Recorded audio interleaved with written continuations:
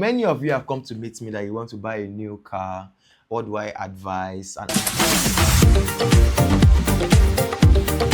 before now, I have made a video about the things you need to know before buying your first car.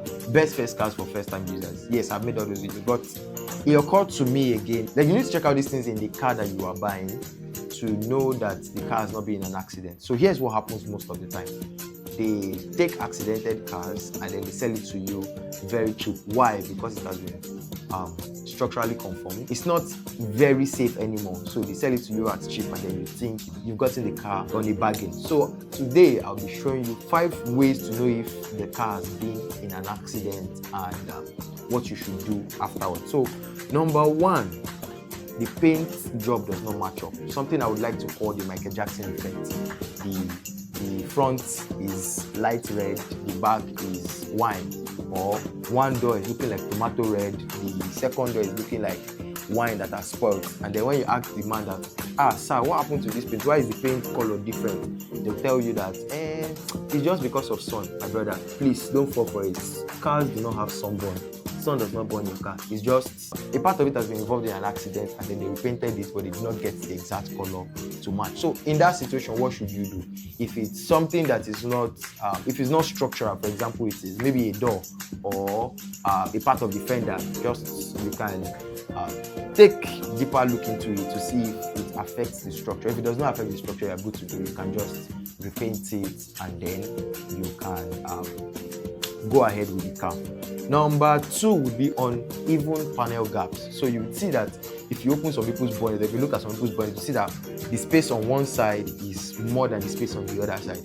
You will know that that bonnet has been changed, something happened to it. So for them to change the bonnet, it means that something has happened to it. Maybe it was in a front end collision and the bonnet crumpled, and for the bonnet to crumple in a front end collision, you know that the airbags will have deployed and all of the front end, something has happened to it. So you need to investigate deeper to be sure what happened and if it was fixed properly. So what should you do in that situation?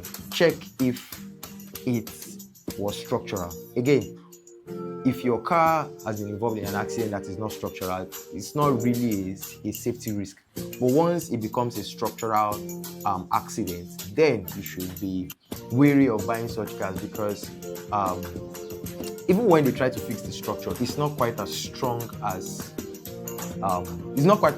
when the manufacturers created it. So it's going to have weak points, and then if you get involved in an accident of that magnitude again, there is high likelihood that the car is going to give in and then it can affect the occupants of the car.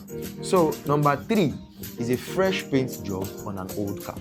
Now, you want to buy a 2006 Toyota Corolla and you see that the paint is shining like a car that they made in 2024. Ask questions.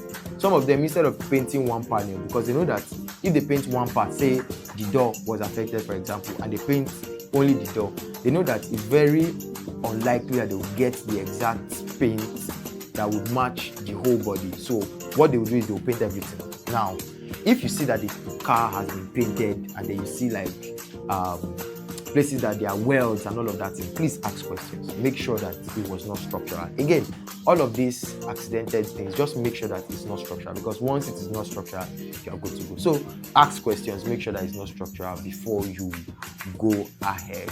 Number 4 would be to check your airbags. So check your airbags and the airbag lights. Now, in an accident, when a car is involved in an accident, especially from the front end, it will deploy the airbags. Now, when the airbags have been deployed, many people don't reset the airbag system. Now, even though they might have replaced the steering airbag, the passenger airbag, they may not have reset the system such that if, for example, you get involved in an accident again, the airbags are not going to deploy. So if you see the airbag lights on the dashboard and you see marks around the airbag, the steering airbag and the passenger airbag, just know that the car has been involved in an accident, and then you want to investigate further. Make sure that the airbag sensors, the airbag actuators are all in place before you buy it, and if possible, make sure that airbag light disappears before you fully commit to buying the car. Number 5, when the seller is talking too much, before you ask one, the seller has already said 10, or the seller just says, or the seller is like hesitant to tell you a couple of things, just know that that car has been involved in an accident and he doesn't want you to find out.